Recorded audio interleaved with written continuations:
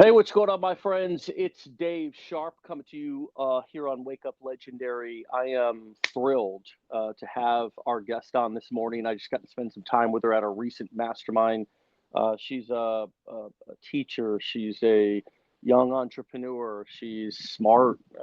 She's got a lot of, got a lot to be excited about for her future. And she's somebody who I'm really curious to see if just a couple of years ago she could ever imagine seeing herself in the position that she is with this new direction of her life. I'm so happy for her and her family. With that being said, please help me welcome onto the show one of our amazing clients, Stephanie.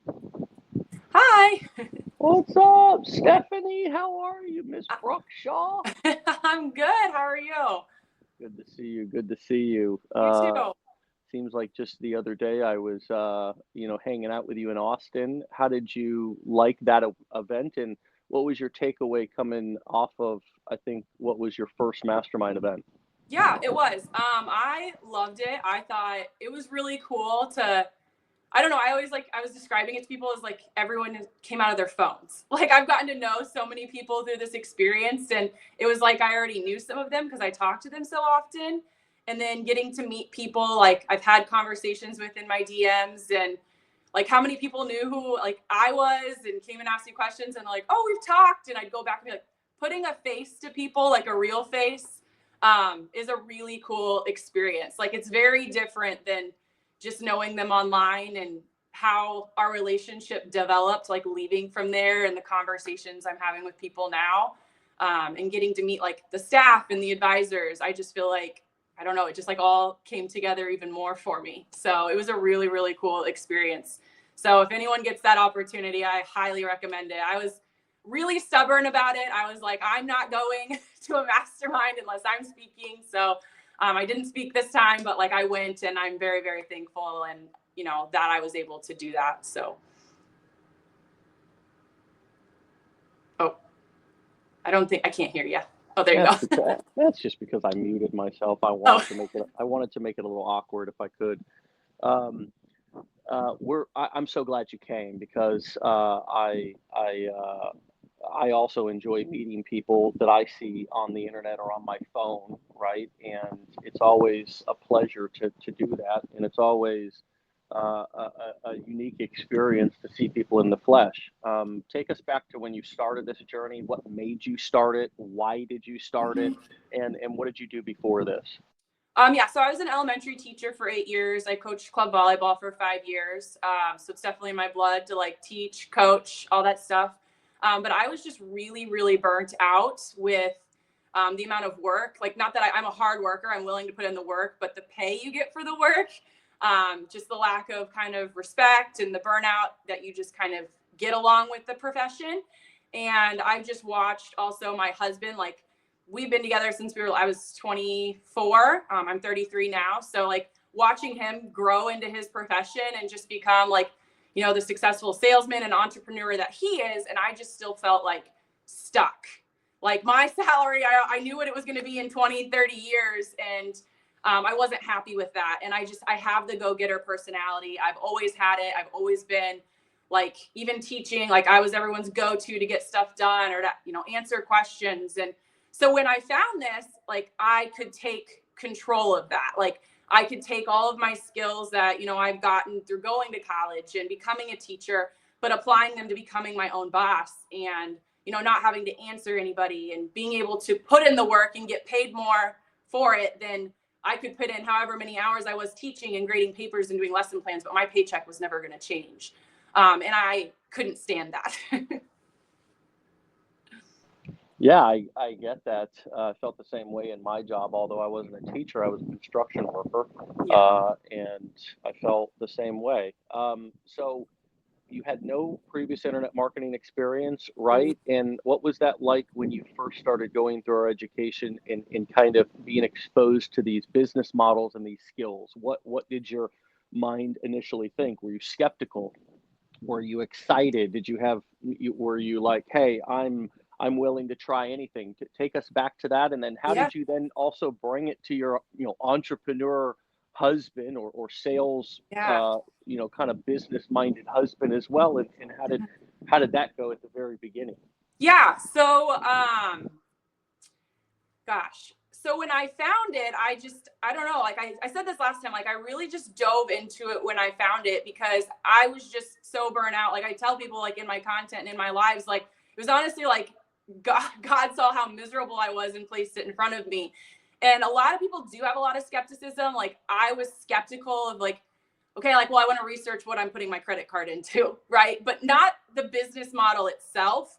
I mean, I like did personal social media, but not like the marketing side. Like, I have an Instagram for my dogs. It was kind of my outlet when I'd come home from teaching and take pictures. And I would do like ambassador programs, like bow ties and treats. But I didn't realize truly like that was a real business model. Like I said, it was for fun. I was supporting like a tiny small business.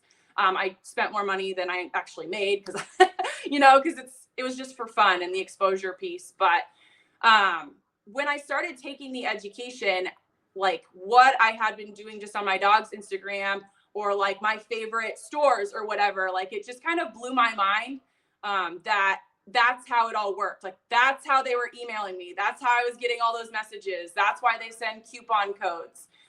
So for me, like it was just really eye-opening and really cool to learn. And like you said, like my husband's very entrepreneurial minded. So when I brought it to him and I was like, and I started going through the challenge, I was like, this is what I want to do. Like, I can do this. And he is like my biggest supporter. Like I said, he has that mindset. And he was just like, Stephanie, like, you've supported me through all of this. Like when we first started dating, and I was just teaching, like he didn't have a job for like 6 months and he lived in my studio apartment. So he's like, you supported me to get to where I am. And, it's my turn to turn around and support you. So we've put ourselves in a position financially, like if you want to leave and do this, like, I know you can do it. So it was really cool to have that support. Cause when I said it, I was like, I want to leave teaching and do this. Like, I know I can. And, I thought he'd be like, no, like you have to, continue teaching and you can do this on the side if you want, but he was just fully supportive. And I've never had that. I get a little emotional when I talk about it, but I've never had someone say yes. I've heard no my entire life. And that meant so much to me that he also believed in me. And he knows me. Like I said, we've been together now 10 years this year. And he knows my personality. He knows I'm not going to give up and he knows I'm going to put in the work. But also when I was going through, he's like, I know you'd give it your all, but like the way you work at this, like it just proves everything that you were meant to like lead and do this instead. Just like you're happier, you're more passionate, you get excited, and to just watch you grow. Cause like sales, the whole sales piece of it, I was really uncomfortable with. Like my husband could literally sell like a wrapper off of the ground to somebody. So when he would talk to people or like get a discount on a hotel room or freebies, like I'd like walk away, like cover my face. So it's something I've really had to learn from him and grow out of my box. But he's seen me grow in that too. Like I won't even call him like order a pizza on the phone. Like I have grown in all aspects of my life because of this, not just my business. That confidence piece is huge. And I think way too many of us, when we start this, don't give that mindset and that confidence piece enough credit, and it ends up being the thing that tears us down. What have you learned about mindset and confidence through this journey? So I feel like I've always had like a pretty confident personality, but I've had to grow in the, like I said, like sales and putting myself out there and being willing to hop on calls with people I don't know, have those conversations. I've had to grow in that part of my confidence because I feel like you're most confident in like what you're knowledgeable about. Like as I kept learning about digital and affiliate marketing, I was really confident to talk about that. But pushing yourself outside your comfort zone, like coming on Wake Up Legendary, like my first time, I was absolutely terrified. And now this is my 5th time. And, I still get the jitters, but like, it's just so much more natural. And I've gotten to meet you in person. And, my husband probably would have come to the mastermind with me, but we had already been gone, and he had to come home with the dogs. But it was good for me because, then you're there talking to your significant other because that's your comfort zone. And I didn't have that at the mastermind. So I had to push myself to go talk to other people, and And that pushes me outside my comfort zone. Like, I like to talk to people I know and have that. Right. And I mean, there's people I knew there, but like, I really had to go put myself in situations where, I didn't know people at all. Yeah, and I agree with that. I've said this for a long time. Knowledge equals confidence, and knowledge can replace fear. And what I mean by that, and I'll tell you a story. It's an analogy. I watched a sailor on YouTube for a long time. I think his name's Eric from Norway. I think he's got a YouTube channel called No BS Sailing or something. But by the way, let's throw Steph's social up there. But he was sailing out into like a level 10 storm or whatever. And he was like, yeah, first time I did this, I was really scared. And then I realized that experience and knowledge replaced fear because I've been here before and I know what to do. Yeah. And, you are confident in that in which you are competent. And you have an opportunity, all of us do, to get competent in these skills, right? These marketing skills, these entrepreneur skills. The marketing skills are going to come first, right? Because it's easier to market a product than it is to run an entire business. And that's why many people start out selling somebody else's product as an affiliate marketer first before they start to try to sell their own product. In a sense, even anybody who's selling physical products or doing drop shipping or something like that, if you aren't manufacturing or inventing and then manufacturing and shipping the product, in a sense, you are selling somebody else's product. But I've always liked, of course, doing affiliate marketing for digital products, as I've explained over and over again, because there's no supply chains. However, digressing, the more competent I got at that, the more confident I got. And then I was able to expand my business. I was able to hire people or at least start out with one VA. How has your competence grown in this kind of business arena as your confidence and experience has grown? You said fifth time on Wake Up Yeah. Legendary. You've been doing this now for a couple of years now, I think a year and a half or two, right? Yeah. How is your Yeah. Sorry. I didn't mean to cut you off. No, how has your competence grown, and in what areas do you think you've grown the most? Oh, geez. I mean, the more you do something, the more confident you become. And that's why it's so important to push yourself outside your comfort zone. Like, nobody likes to be uncomfortable, but that's the only time you grow. And you have to do it. And no one really notices typically how nervous you are, how uncomfortable you are as much as you do. So that's really important to remember, because I know a lot of people will always tell me like, well, you don't look nervous, or you don't look. I'm like, I'm used to it. I taught for 8 years. So like, no matter what, like how I felt, what was going on in life, like you kind of know how to just put the professionalism on or the face on to show up. Right. So people just don't notice it as much as you think they do. Like, it's just funny when people are like, you don't look like it. And I'm like, oh gosh, I was like dying inside, but, so I don't know. Yeah. Like June 6, 2023, I launched. So yeah. So in June again, it'll be like 2 years that I've been doing this, but I mean, I'm always learning. I'm always listening, going back to the education or the blueprints or reaching out and talking to someone, especially now that I've been at a mastermind. Like, it's even more comfortable, like reaching out and talking to them, bouncing ideas. Like, I mean, you have to do it. And that's how you become more competent in it. And you can't just stay like on your page. And I mean, yes, block everything out, like if it bothers you, but you gotta be willing to still make connections, even though it's on the internet. And that's how you learn more. Like, I know it was talked a lot about the mastermind. Like, if you're the smartest person in the room, like you're not in the right room. Like, and that's completely true. You got to look at your conversations around you. And if it's not helping you grow, like you got to start making more circles or changing your circles. And that's how it's happened for me, even in my life. Like, even before I started this, and I've talked about this a lot, but my friends group has changed to entrepreneurs.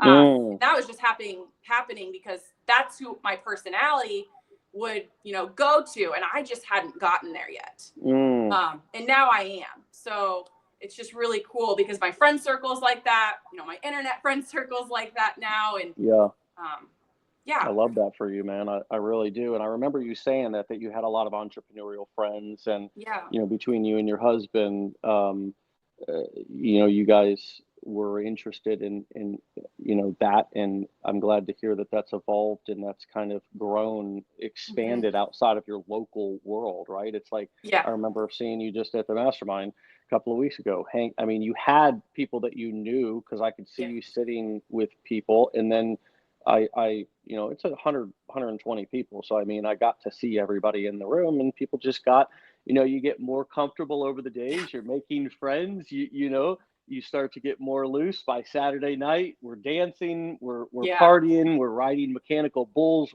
At least I was trying not to, pull muscles out in my back. So talk to us a little bit about like how your growth journey has gone on like social media and email marketing and stuff like that. Like where were you intentional in saying, hey, I'm going to build like one channel out, or were you like, I'm going to throw spaghetti at all the walls and then I'm going to like focus on the one that really sticks? Like, talk to us a little bit about how your socials have grown, how your traffic generation has increased. And, if you were to go back and do it all over again, would you do it the same or would you do it different? Oh yeah. I talk about this a lot in my life, so that's funny. When I started, I literally went across 3 platforms. I did TikTok, Instagram, Facebook, and I created everything on TikTok. I honestly thought that TikTok was going to be my platform, and it's just not. It's the one that is the hardest for me to grow. I also haven't been as consistent on it because I was so mad at it, but I created everything in TikTok for a very long time, and then posted it to Instagram. Instagram went to Facebook. And my Instagram took off. Like, it just exploded. I went from like under 500 followers to almost 40,000 followers within months. And so I really started focusing on my Instagram, and I kind of ignored TikTok. And I really regret that. I talk about that all the time, because I was frustrated, and I started just creating content on Instagram and then going over to Facebook. And then I had created this like aesthetic of, Instagram looks very different from TikTok. And I have a very like OCD, that perfectionist personality. I know it's something I have to work on. But I want my Instagram to look a certain way. And so I started posting on TikTok again. It's the one that kind of gets put on my back burner. Unfortunately, I need to be better about it. That is something I have to work on. But I create a video. I try to post once a day on it, but it has been really hard to get it out because I abandoned it for so long. And then I came back to it when I was like, I really need to get back on it. So I tell people, even if you're frustrated with it, like, I wish I wouldn't have given up on it, but that's a lesson I have to learn. Like, I should have still kept just posting on it and continuing. And, my Instagram is already growing. Like, I obviously wasn't hurting it. So that is something I've learned, but my Instagram is my main platform. It's where the majority of my followers are. And then Facebook, and then TikTok. I dabble in Pinterest. Again, it's not something like I give a ton of time to yet, but I do have one where I've posted on it before. So that would be my biggest lesson is like, people are always like, well, like, everyone tells me to learn one platform. And I'm like, that's true. But if you're learning one platform and you've already created the video, then just post it on the others, because you never know. Because if I would have stuck just to TikTok, like if I would have been like, TikTok's the only platform I'm going to do well on, then I would have never known my audience was truly on Instagram and like seen the explosion there. If I would have limited myself to that one platform, like, get to know the editing features, get to learn how to create a video, and then just repurpose it. I don't know. That's kind of what I mean, and these, I love that. And I mean, I can't tell you how many things I've not done in 15 years that I wish I did. You know what I mean? Part of this journey is like realizing that you can eat everything. You know what I mean? Like you kind of, it's like a buffet, and it's like your eyes are bigger than your stomach at first. You're like, oh, this is going to be easy. I'll post all these and I'll just, I'll be everywhere. And it's like, yeah, it takes work. It takes systemization. I think editing apps like CapCut, which allow you to edit in an app, and then even add captions, and of course do all the editing features that you and more that you can do on any social media platform, and then taking that video and distributing it to Instagram, which can automatically post to Facebook, to TikTok, to YouTube. and then figuring out how to repurpose videos as well. There's, I think, one thing that we think, at least a lot of marketers do when they come into this, is, oh, I can only have one account. And it's like, no, you can have as many of these. I mean, it's almost like, I almost equate it to, imagine if you were coming into a brand new land and you could just stick a flag in the ground and be like, this is my territory, right? This is Yeah. my homestead. And you can do that on the internet here in 2025. It doesn't cost you anything. It's just a little bit of work. If an account goes down, you can start another one. You can have backup accounts. You can have multiple accounts. People have accounts for clips from podcasts. They have, I mean, there's just no limits. And so thinking bigger is in not being a rule follower per se. Yeah. Is really a strength in marketing and entrepreneurship. And I think a lot of people are afraid to shoot first and ask questions later. They want to get permission for things. And so I want to encourage everybody to throw as much spaghetti at all of the walls and realize there's really no rules to this. Was that a difficult thing for you at the beginning, that there's not a lot of absolutes in marketing, and that you really need to test it versus anybody having a crystal ball being able to tell you exactly what's going to work? Yes and no. I'm coming from the teaching world. I was used to a lot of structure, but I kind of had to learn how to structure, my own day, or what I was going to do, or when I was going to fit things in. But yeah, not having an exact answer sometimes is really hard. And sometimes content that takes you 2 seconds to make explodes, and then you'll spend like an hour on a video and you'll be like, that one did really bad, and I actually put a lot of work into that one.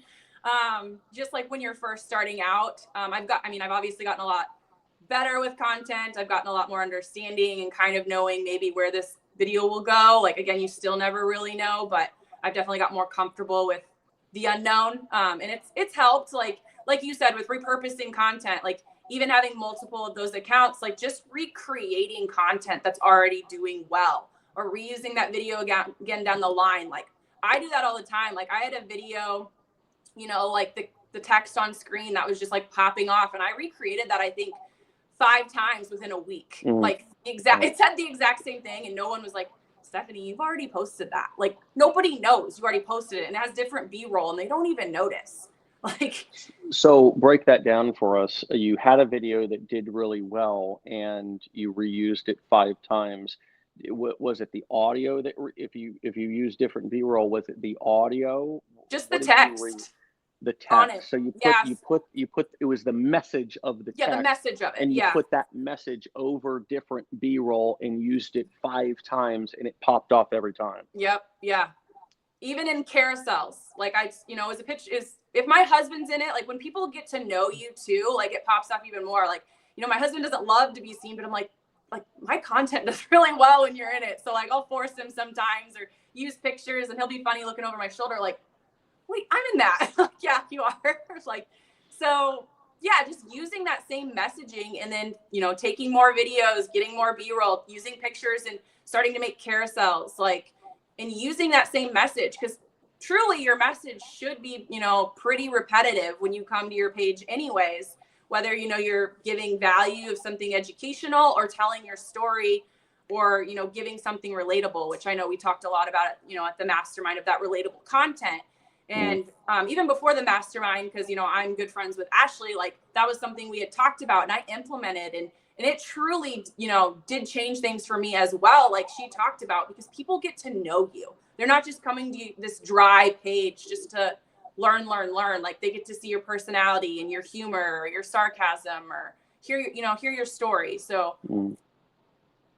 Yeah, for sure. I love that. And I love the simplicity of repurposing things. I mean, it's like, I think we think we need to over edit, over explain, do the most, and most of the time, the simple, fast, get it posted, get it out is the best option almost every time, right? Because overthinking and procrastination, nothing gets done, and it's better to have progress rather than perfection. Hmm. Um, it's so difficult to swallow that pill as an online marketer, but the faster you can get that through your head, the better you'll do. What else should we know about your journey, and what else is relevant to you? What's working for you, or what's a tip that you could give people that is they should be thinking about or doing here in 2025 that people may not be thinking about? I mean, what do you see working this year? I mean, what do you see as far as your focus? Is it the same as it's been each year? Is it different? I definitely would say it's, changed. I definitely think being like relatable, reaching out, answering people, like that really matters to people.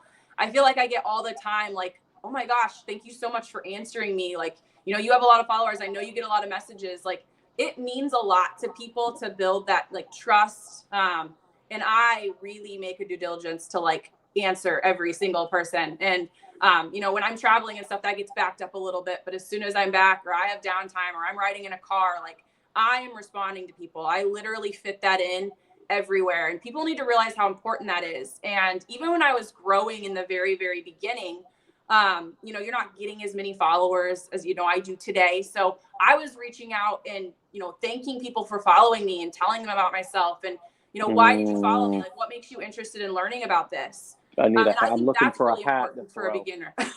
I mean, so wow, reaching out and asking followers, thank you for the follow. Like, did y'all hear that? Write that down. Um, so are you so no, like, audit, like when people are, do you think the majority of your sales come from calls to action or links dropped in the DMs, or do you think people are clicking bio links and kind of moving through your process like that? Like, how do you think, if you stop doing something today, what would be the thing that you would have to stop doing that would stop the sales coming in? Like, what's the conversion mechanism for you, do you believe? Is it the DMs and people clicking directly from links there, or are they finding their way to the link in your bio and in taking the journey from there on their own based on your calls to action?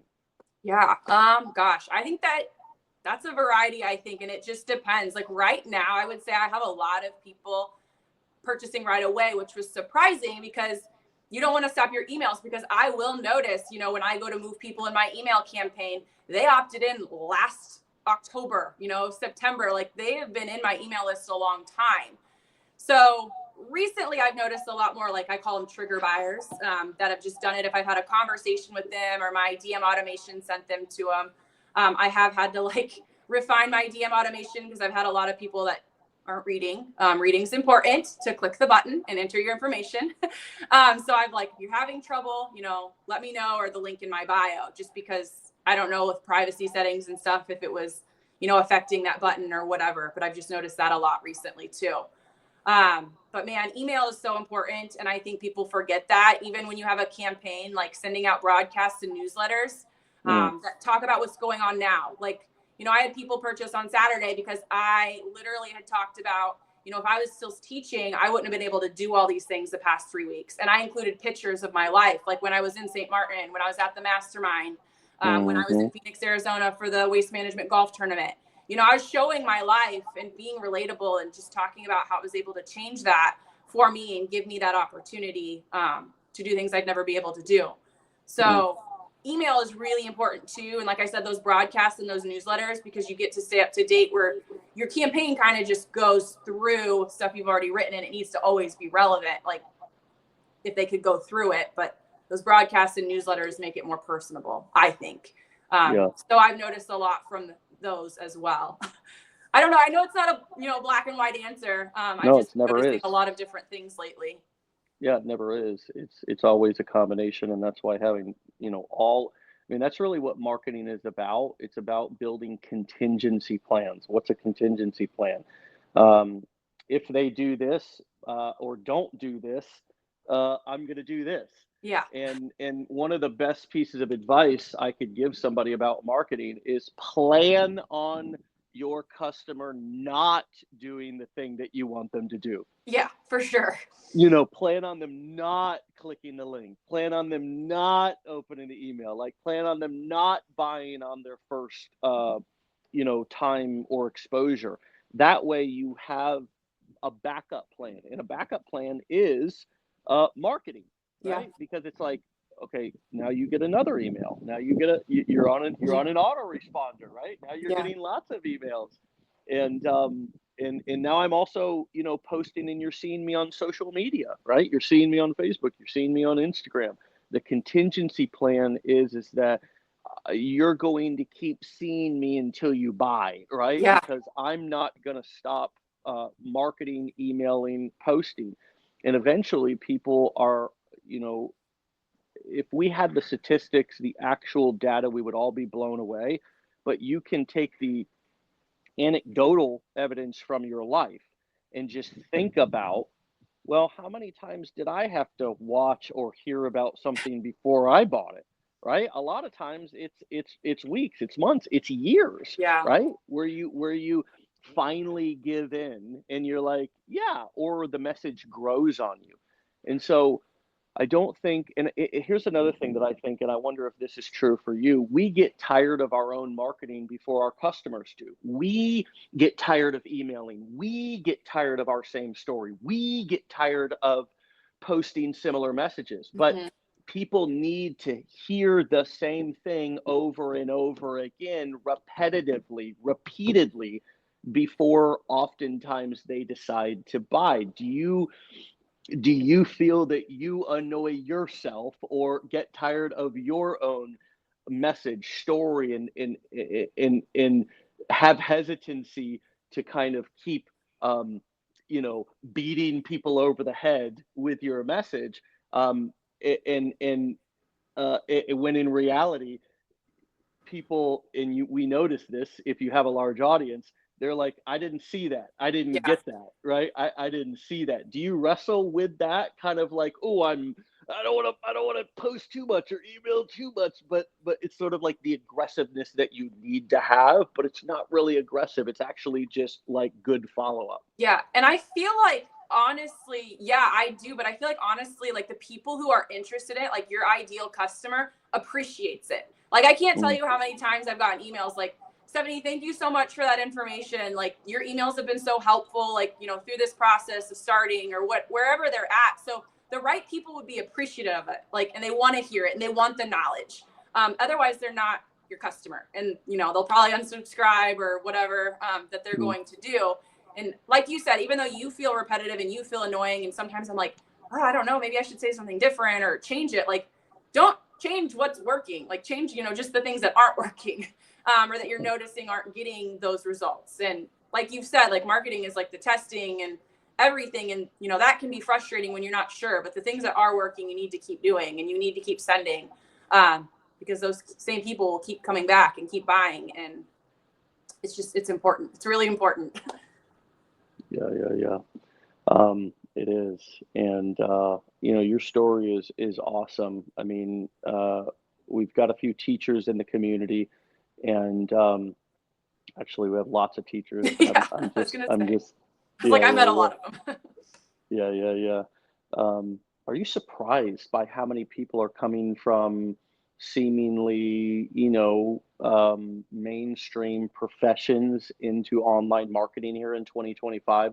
And why do you think it's becoming the norm? There's certainly a lot of people who haven't caught on. They're clutching on to their desk jobs and their 9 to 5s as if it's illegal to be an entrepreneur, or like it's some moral, like people are bad people for wanting to, like, uh, not go into an office every day. It's wild the amount of fight that people are putting up to both pee on other people's parades but also hold on to their misery.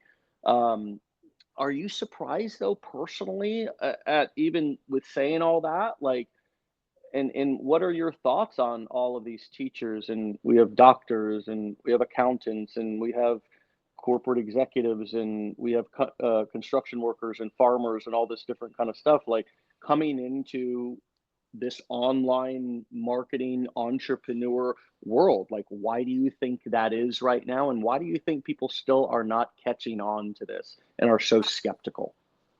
I think it's awesome. Like I always say, when people like feel that they're meant to be something, like if you truly feel you're meant to stay in the classroom or be a doctor, do it. But you can still make more money doing this. Like people think you have to completely leave your job to do this, and you don't. Like there are lots of people who still work full-time, part-time, and do this for extra income, just because you need multiple streams of income with just, how expensive life is, and Yeah.